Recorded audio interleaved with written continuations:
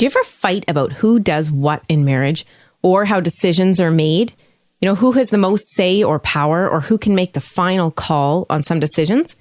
Most of the time, those disagreements come down to the model of marriage we hold to. And when that's different than the model our spouse is operating out of, conflict is inevitable.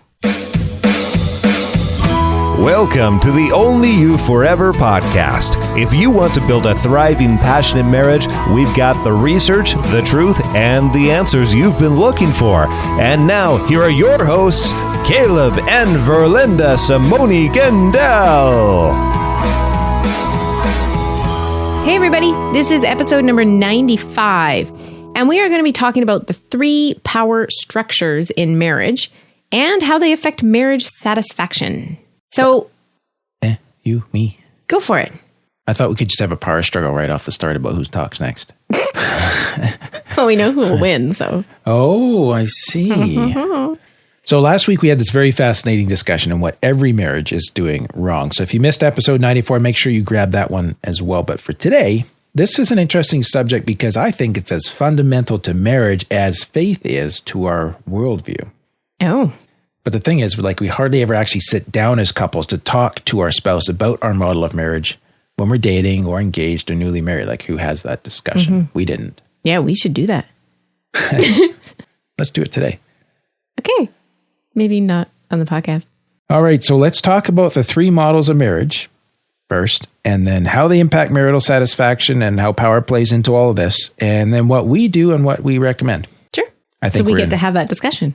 Pretty much. Oh, that's scary. I think we're in for some surprises in this episode. Okay.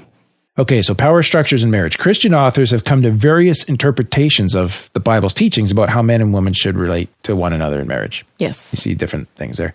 And most of those kind of center around the issue of gender roles and what the Bible means when it speaks of headship and submission. So this is going to be more of a Bible-oriented episode. But at the end of the day, these 3 structures run through all marriages, and they really kind of boil down, the essential element is it's about power, in my opinion. Okay.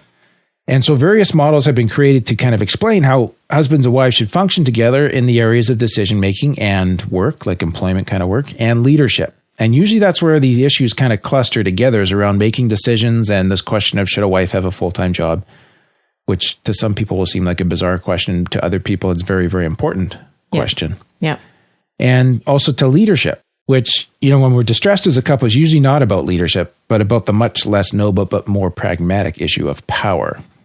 So let's talk about these 3 models of marriage. And some of them are kind of a little bit more generational. Like, you notice the first one will be more, you probably see that more in our parents' generation.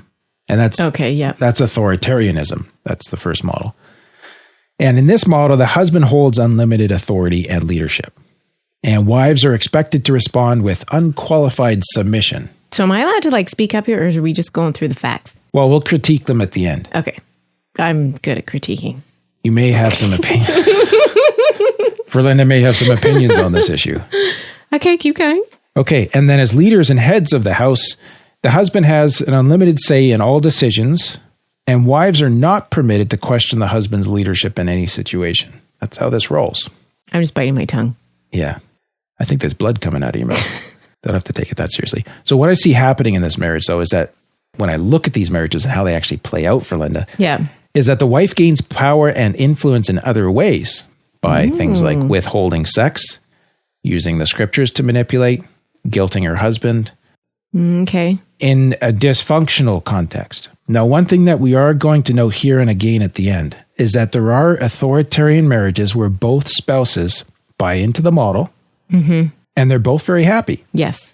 You know, when I was in school, this came up in one of our sessions, and the professor was sort of very liberal, kind of left-wing, and she said, you know what? It's not for me, but if they're both happy, who am I to say that that model is wrong or it's bad? Yeah, that's so true. Right? Yeah. So we're not causing a problem here if there's not a problem. No. And it's easy to get judgmental on this kind of marriage in our generation, but if it's working for those 2 people, and she's chosen the model as much as he has. Yeah. Like, who are we to take it away from them? Yeah. Okay, so we have our opinions, but we also kind of, can we have our opinions and be non-judgmental at the same time? We're trying, okay? Okay. The second view is complementarianism, which is what we favor. And this upholds the equality of men and women. And simultaneously, though, it recognizes that there are different roles, different strengths and weaknesses each gender brings to the marriage. And we also hold this idea that men hold headship in the marriage while upholding their call to love their wives sacrificially. Yeah. So that headship does not look authoritarian or domineering. Yep. Women act as, and I'm going to say this word and then I'm going to qualify it. Okay. Women act as helpers while upholding their call to submit to their husbands. So helpers is the word from the author I'm citing here. Okay. Okay. And I'm going to unpack this more at the end when we get into our opinions, but I'm not sure I endorse that word, but I do endorse the complementarian model. And we'll get into that later more. So just kind of hold that thought. And in the complementarian model, decisions are made jointly, except in rare cases where there's an impasse, and then the final decision making is given to the husband. Mm-hmm. Okay? Okay. So that's that model. And then there's egalitarianism.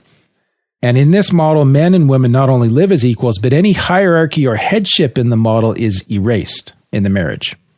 There is no hierarchy. There's no headship. No one person has more authority than the other. Okay. Distinctions in gender differences are downplayed, or else they're just removed completely in favor of recognizing our oneness in Christ and our joint calling to do his work. And all decisions are made together. Okay. So I think you see a lot of this even in non-Christian homes. Yeah, they're not recognizing their oneness in Christ. No, but it's like completely equal. Yeah. And when you boil it down to the essences of power and control and decision making, and you take out the spiritual references, these are universal kind of buckets that we can generally lump most couples into one way or the other.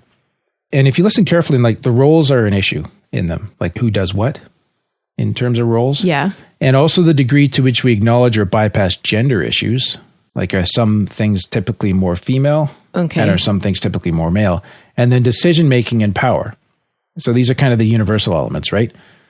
Now, if you're listening to this today and you're thinking, okay, this is interesting. There's these three models out there and you're trying to figure out what you are and understand your own situation better. We have a worksheet that you can download. And this one is a full 3 pages. It focuses in on particularly this decision-making part. Wow. And starts by asking you to assess your own marriage.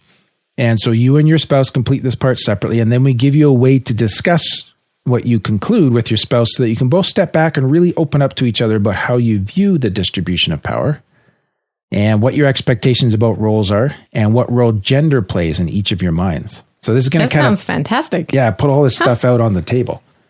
And you can get this by opening your browser to oif.link/95 or by texting the word podcast to 9292 spouse. If you have to pay for text messages, there will be a few back and forth as we get you set up to get this link emailed to you. So message rates would apply, but I think most folks these days do have bundles on their texting, and that's an American number, so it shouldn't be a problem. So make sure you grab that worksheet because it is an excellent complement to this. It's a complementarian worksheet. Mm-hmm. It gets along with this podcast episode. What? Well, I just think it's really funny how, we were taking out and we weren't repeating ourselves and whatever, but you just had to add some extra in there to make it longer again. Well, then it's been harassing me to get my my download call to action shorter. Yeah, just more efficient. Okay. Being a complementary marriage, I will accept your feedback and embrace it. And secretly do nothing about it. Yeah. Okay, so as you can see, when you're thinking about this, so the view on what you hold as to how marriage should be done, whether you view that biblically or whether you are secular in your outlook on that, it's going to make a big, big, big difference in how you make daily decisions and how you interact with your spouse on a regular basis. And here's what we want to get to. Which one works best? Or maybe, which one is right? Yeah. Is sometimes how we phrase it. So let's look at beliefs versus practice, because this is really interesting. So there was this study in 2004 that used data from the 1996 Religious Identity and Influence Survey to look at the relationship between religious identity, so how people identified themselves, gender ideology, like the ideal roles they thought gender should play, and marriage decision-making. Okay? So how these three things all kind of combine together. The results show that conservative Protestants profess a traditional gender role ideology, where the husband is the head of the family and the leader in making decisions. But the actual decision-making strategies they practice are similar to other religious groups who profess more liberal ideologies.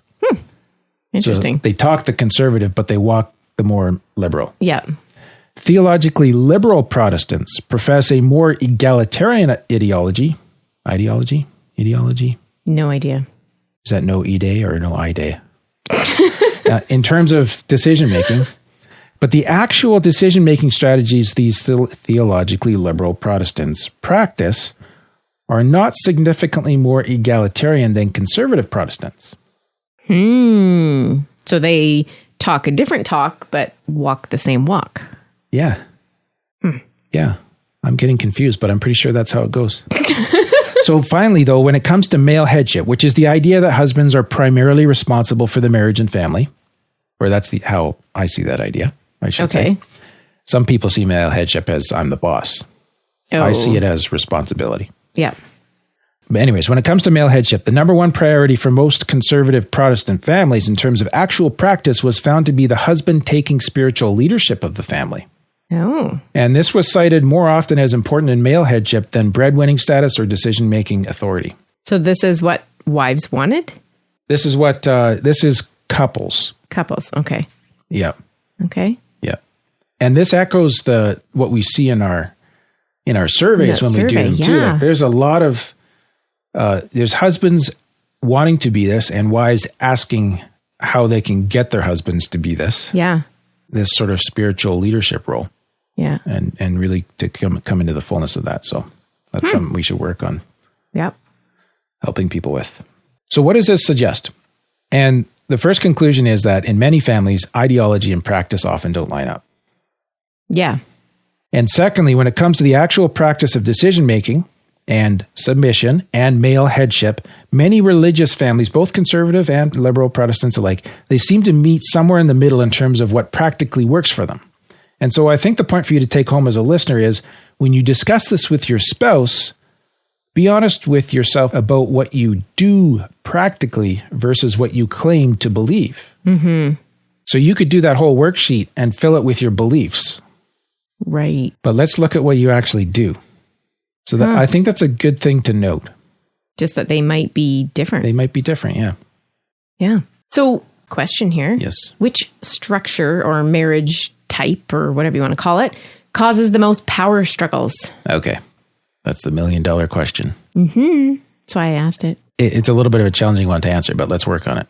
So there was a 2010 study that looked at the relationship between gender ideology, which is this idea of, how we think roles should play out, and work to family conflict, which is where should the wife work outside the home or not part of this whole traditional complementarian egalitarian thing comes in, and satisfaction. Okay. Okay. So when they were looking at gender ideology, they had folks rank statements like, and I'm just going to mention these so we know what kind of questions they're asking people, get a flavor for this. Okay. Here's a statement that folks would have to agree or disagree with as they did this survey. Okay. 1, when the wife works outside the home, the husband should share in household tasks such as washing dishes and doing the laundry. 2, a woman should not expect to have the same freedom of action as a man. 3, don't bite anything that's going to hurt. The leadership of a community should be largely in the hands of men. 4, in general, the father should have greater authority than the mother in rearing children. So this is how they're figuring out their gender ideology, and they're allowing people to freely choose their answers without Verlinda standing behind them with a great big stick. Caleb, do you know how extreme this goes? Like, I knew a guy who didn't believe even that women should have any pain control during childbirth. Oh my goodness. Because the woman, that's their role, is to suffer in childbirth. Like this, we kind of laugh about some of these things. Right. But this is real in people's lives. Right. Okay. Well, No, I'm glad you brought that out. Because it does get severe. Yeah. And that's why we're not fans of the authoritarian model. No. And Verlinda's, she's building up a good head of steam so that by the time we get there, you'll know exactly where we stand on that. So on the whole work to family conflict thing, okay? So that was gender ideology. And the whole... I feel disrespected right now. Nobody heard me say anything. No, but I did. On the whole work to family conflict, participants also answered questions how their job affected their family life. Mm-hmm. In areas of free time, ability to complete chores, and how much they got done around the house. And they also rated how much their job kept them from spending time with their spouse and whether or not they felt that the relationship suffered because of work. Okay. So here's what they found. Men's marital satisfaction was highly affected by whether or not their gender ideology matched their spouse's gender ideology. Traditional men married to traditional women had significantly higher marital satisfaction. Traditional meaning authoritarianism? Yep. Okay. And similarly, egalitarian men had above average levels of marital satisfaction when they were married to egalitarian women. And other studies affirm this finding. So you have to look at both spouses' gender ideologies, not just one spouse's. And if they agree, that couple is generally above average on marital satisfaction, regardless of the model of marriage that they adhere to. So extreme situations aside of like the no painkiller people, this underlines our earlier point that if both partners are agreed, they're probably good to go. Yeah. Okay. But results for the women were different than for the men. Okay. And surprisingly, they were more complicated. Okay. I won't elaborate, but I will. Here's the results. For women, gender ideology did not predict marital satisfaction for women on its own. It only predicted marital satisfaction for women in terms of how it interacted with their work to family conflict. So, oh my dear. I don't even know what you just said. Okay.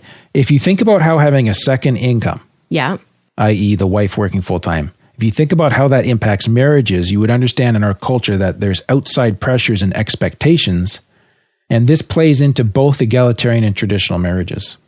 Mm-hmm. So that marital satisfaction is more about the wife's work family conflict, like whether she was always in the tension between those two or whether she'd achieved balance there. Oh, so even if her and her husband were agreed on it, if she was in that tension, her marital satisfaction would be lower. Yes. Okay, I think I got it. Egalitarian wives, here's another conclusion. Egalitarian wives would typically ask their husbands to do more housework, and this often resulted in conflict. So just being egalitarian didn't solve the problem. On the other hand, traditional wives are more accepting of discrepancies in contributions to housework, so may do more than their fair share and consequently have less conflict.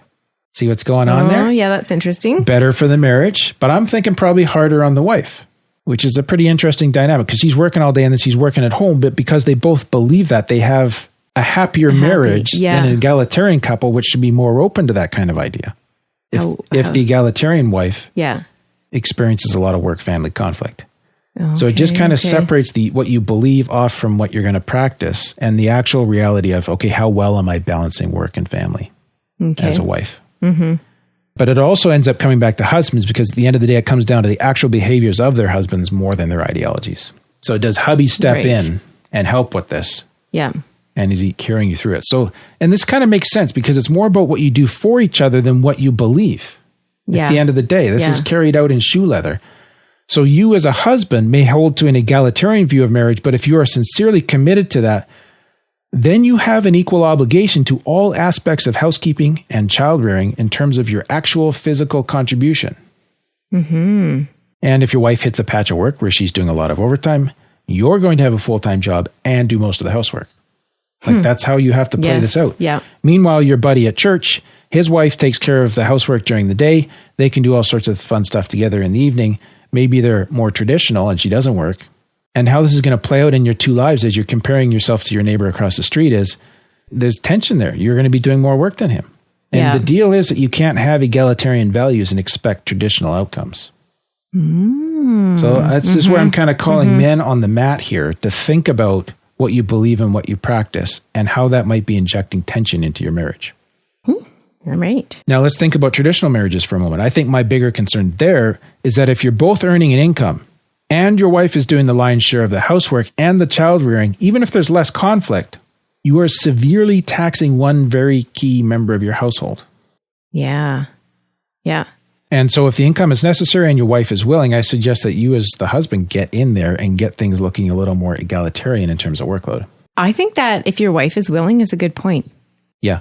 Because, when your husband actually does something and all you can complain about was, he didn't collapse the boxes before he put them in the recycling bin, then why would he want to do it again? Yeah.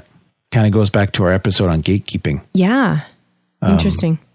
I've just lost the number for that, but we'll link to that in the show notes maybe. Right. If Verlinda remembers. That was the right of commitment. All right. So the answer to the question, which model of marriage has the highest marital satisfaction, is the matched model, where you both hold the same view and you both act accordingly. That's the deal. Now let's talk about what you and I do. Okay. And then we'll look at it at complementary marriage and have some time for opinions. Okay, so just remember at the very end, you're going to get to say what you don't like about the traditional model. Really? Yeah. So just hold on to that if you can. Oh, I can. I know you're bursting nearly. I don't even remember now what we talked about. Okay. So we have a fairly, and I'm being the man, I'm going to talk this out here. And I'll be the submissive wife and just sit quietly. Yeah, that'll last for 3 seconds. So I'm going to invite you just to jump in and correct me, okay? Because I did write this part up. Okay. So I think we have a fairly complementarian view in practice. And I agree. You have had periods where you've had employment, but now you work in the home and we both work on OYF, and I also have a corporate job as well. Yep.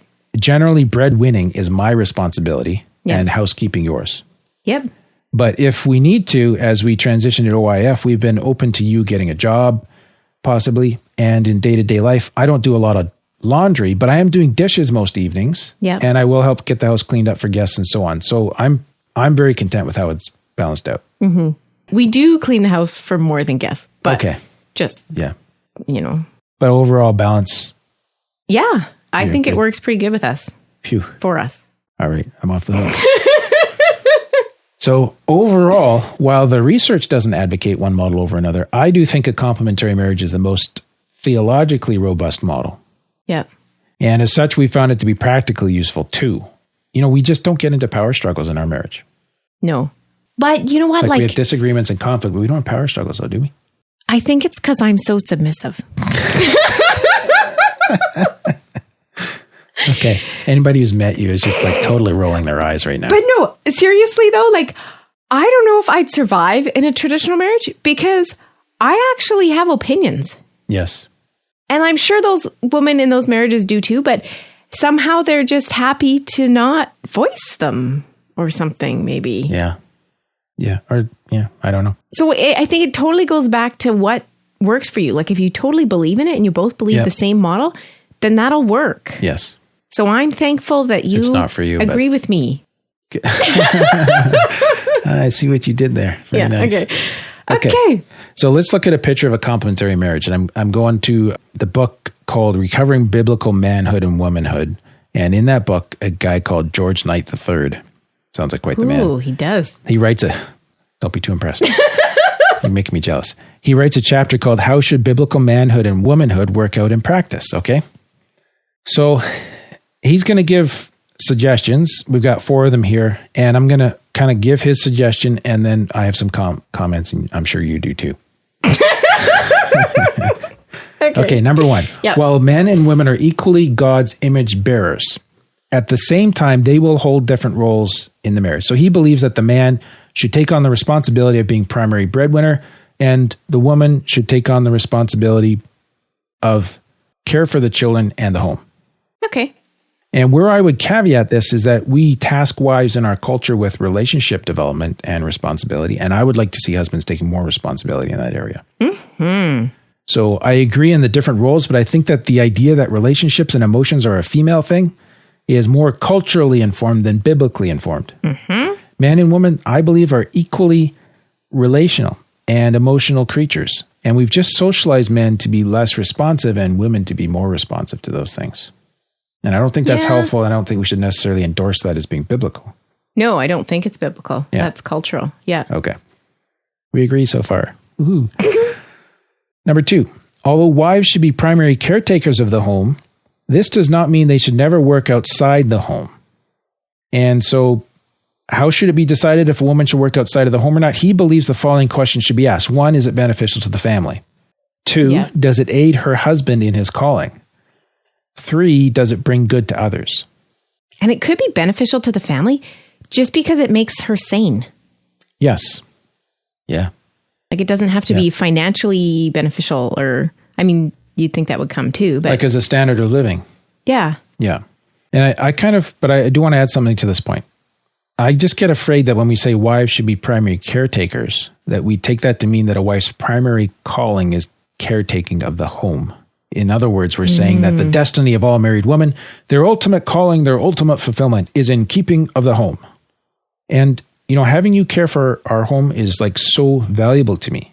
But if that's all, like if that's your ultimate destiny, to me, that's just so small and narrow-minded and little tiny worldish. Okay, I agree with you. Yeah. But what if some women out there feel this? Are we completely belittling their ultimate calling? I would like to challenge them. Okay. Because I think having that perfect wall arrangement is, I'll definitely admire your home when I go in it, and I'll respect you for what you've done there. Yeah. But I hope that your sense of mission is bigger than the house that you live in. And I mean, when I say house, I mean the physical structure and keeping of it. Right. If your mission is your family, I think that's a very powerful mission. I have no way minimizing that. Okay. Is that fair? Yeah. And so I love, Verlinda, over the last few years, how you've used your singing skills to inspire the youth who gather with our church, or how you've played a vital, essential role in getting Only You Forever off the ground. And in this process, you're my most trusted guide and confidant and coach. And I admire the teaching you do for our children to raise them as emotionally intelligent, vibrant daughters. And I just think that we have to be really, really careful when we say wives should be primary caretakers of the home. And I'm like, yeah, and the but is just that you are so much more than a maid. Maybe that answers your question from before. It doesn't say they should be primarily caretakers. Primary. Yeah, good point. Yeah. Maybe I'm being a little hard on this guy. But there's no reason I can't do dishes or vacuum either. And I think that's why I reacted to the word helper in the initial definition. I need to be a helper in this marriage too, right? Right. Yeah. So those are my thoughts there. Third point that he says, husbands should... Do you have something else to say? Well, just you said this in a podcast a long time ago about how your wife wants to be Ella, not Cinderella. Yes. So she wants to feel like a princess. She wants to be the princess, not the maid. Yeah. Anyways, that's sidebar. No, it's good. Okay, third point. Husbands should take leadership in decision-making, but respect, value, and desire the wife's opinions, beliefs, and wants. And I'm quoting here. The husband and wife should seek to come to a mutually satisfactory decision after discussion and through prayer and seeking the principles of God's word, and they should do so under the leadership and guidance of the husband who should initiate this process. I'm glad that you desire my opinion. And, I think in our marriage, you actually tend to initiate the process more. That's a strength that you bring that I value. But I do notice that at key pivots in our life story, you give me all of your input and commitment, but when it's time for the penny to drop, you say, it's your decision. I'll follow you wherever you go. I've seen you do that a few times. Yeah, that's not necessarily a really easy thing to do. Yeah. But on the other hand, it's like freeing for me because I know that ultimately you are responsible when you make that decision. And for me, it's not inflating. It doesn't incite any feelings of tyranny or dominance, like I'm the man or whatever. Yeah. It's actually really humbling. Yeah. And it makes me value your input even more. So I think you got that I'll follow you piece from the story of Rachel in the Bible. Remember that? I'm not. I think, mind blank here, who is her husband? Jacob. And there's a point where she says to him, where you go, I'll follow. Like you choose. Yeah. Remember that? That was quite a few years ago. That was a long time ago. Yeah. So that's how that part is kind of played out in life. Now, the fourth point that this guy makes is in determining how to allocate other duties and responsibilities outside of breadwinning and caring for children in the home, feminine and masculine strengths and weaknesses should be taken into account. I agree with that too, I think. Yeah. And in this way, they're saying each partner recognizes their mutual dependence on each other by carrying out distinct roles within the household. And I chop wood, you sew. Yeah. I don't stop you from grabbing the axe. You don't stop me from grabbing the sewing machine. I think I probably would. I don't think that's happened either. No. Like we have a utility tractor. Yeah. And because that's not physical work, we share equally. We don't hold to, men should do the driving mentality. No, I probably use it more than you do. Yeah. Or if we're on a road trip, if I'm feeling well, I'll do most of it because I enjoy it and you enjoy riding along. And when we switch drivers on a long trip, I enjoy the break too. Yeah. So there's a mutual interdependence there, but also a recognizing of equal capabilities or differing capabilities, but complementing. Yeah. Like I physically can't do some of the stuff you have to do. Like I can't lift the lid off the septic tank. Yeah. You don't want to either. The psychological component of that might be the strongest part. Yeah, all right. I'll just leave people with that nice mental image. Okay, before we go, I want to talk about the other two models. Okay. We're at 32 minutes here in the raw version of this recording, so. Oh, man. Let's plunge through. Hurry up. Yes, dear. Traditional. Okay. And this is not, I hope this doesn't come across as criticism. It's just a few ideas about why I don't like them as much. And maybe why Verlinda doesn't like them as much either. Here's what I don't like about the traditional model. Number one, theologically, it fails to really accommodate the truth of Christ sacrificing himself in love for the church. So in Ephesians 5, this is the model of marriage that we Christians are called to, and specifically husbands should be loving like Christ did, which means he died and went to a cross so that we could benefit from that, we as in the human race. Yeah. And so I don't see as much sacrificing from husbands in traditional marriages. I'm sure it happens in some of them. I see a lot of wives doing what they're supposed to do, plus doing a good portion of what I think the husband is supposed to be doing, because he's not. And I do think it's a setup, possibly, for the suppression of wives. I'm not saying this happens in every marriage, or even in most of them. There are, again, women in these marriages that flourish. Yeah. I'm just saying it's easier to get there from a traditional marriage model. Yeah. And also, I think it's a much smaller step towards an abusive marriage than the other models. Because it can be easily used to elevate men over women. Like there's a gender inequality. And again, most traditional marriages are not abusive. So please don't hear me saying evil about you.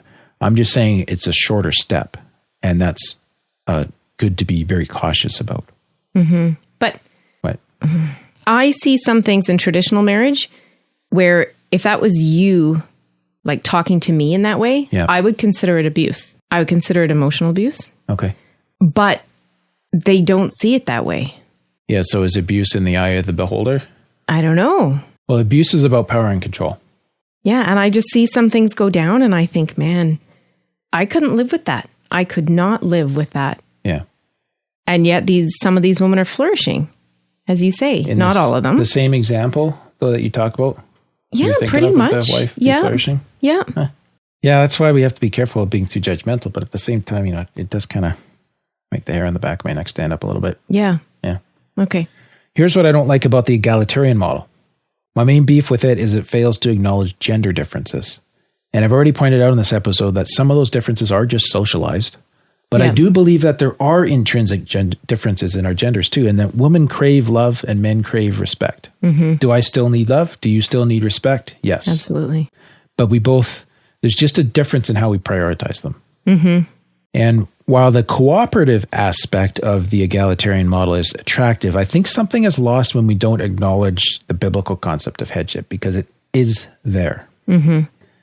Not necessarily, or not even as an authority paradigm, but as a responsibility paradigm. And to me, egalitarian seems to be, and you'll pardon me for using a judgmental word here, but it seems to be a little more spineless. And I think it fosters the rearing of children that have less concept of authority and the need for respect, which I don't think is good for them. And males and females, they're not equivalent. No. We are created equal, but not equivalent. And if we try to erase this, it confuses sort of the playing out of marriage and family. And that gets into like kind of a bigger sociological discussion. But those are my opinions. Take them for what they're worth. If you disagree, I'd love to hear from you. If you'd agree, I'd love to hear from you too. You can reach out to us through our website or on Facebook. Just search for Only You Forever on the internet. You'll track us down. Did you have anything else you wanted to say, babe? No, I was just trying. Do you think you got it in there as you went through? Or? Yeah. I mean, I could take up another hour, I'm sure, but I'll just stop while we're ahead. So if you want another hour from Verlinda, write in, let us know, and we'll make a special episode. Do not. Only Can you Forever. Imagine? The ranting edition. All right.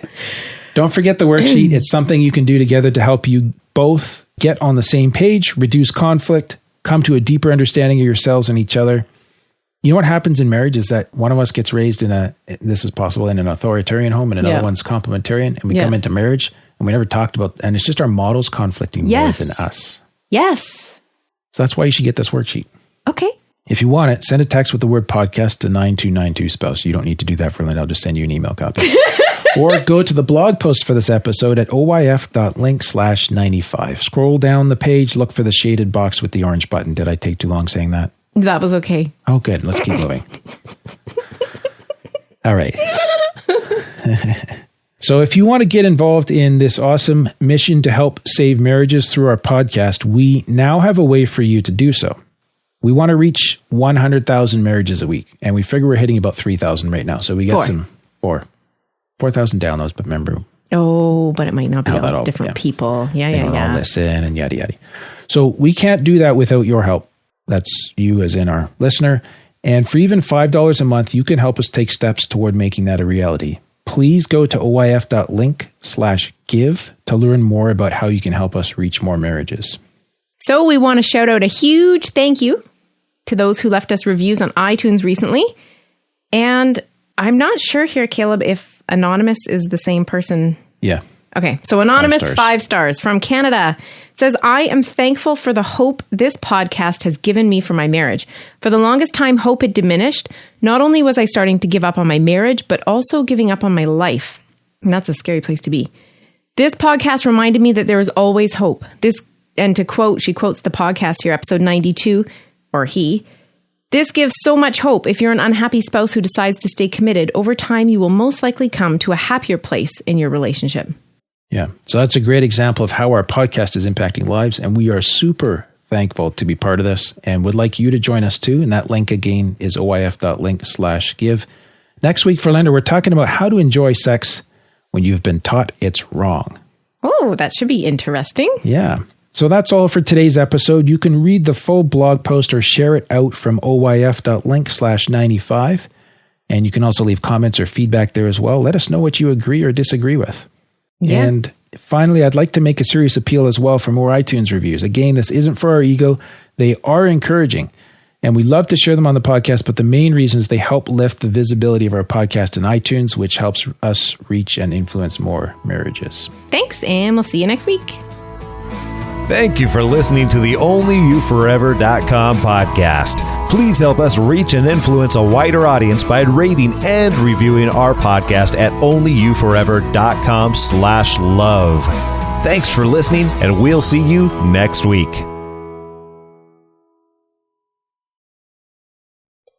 Do you ever fight about who does what in marriage or how decisions are made? Who has the most say or power, or who can make the final call on some decisions? Most of the time, those disagreements come down to the model of marriage we hold to. And when that's different than the model our spouse is operating of... You screwed up right there. I know, it drives me crazy. It's like the last 4 words. I know, you were so close. I totally feel your pain. Okay, why don't you stop that and start again? Why don't you just stop that and start again? Actually. Until... Like the time I actually looked good that day? No. Do you ever fight? Oh, no. Okay. Do you ever fight about who does what in marriage, or how decisions are made, or who has the most say or power, or who can make the final call on some decisions? Most of the time. Did you hear that? Yes. Is that your stomach? That was my stomach. That's terrible. Okay. Let's do this a third time. My stomach's fault. Yes. Bad stomach. Okay, don't look at me, okay? Just look at the screen. Do you ever fight about who does what in marriage or how decisions are made? Who is the most... Okay.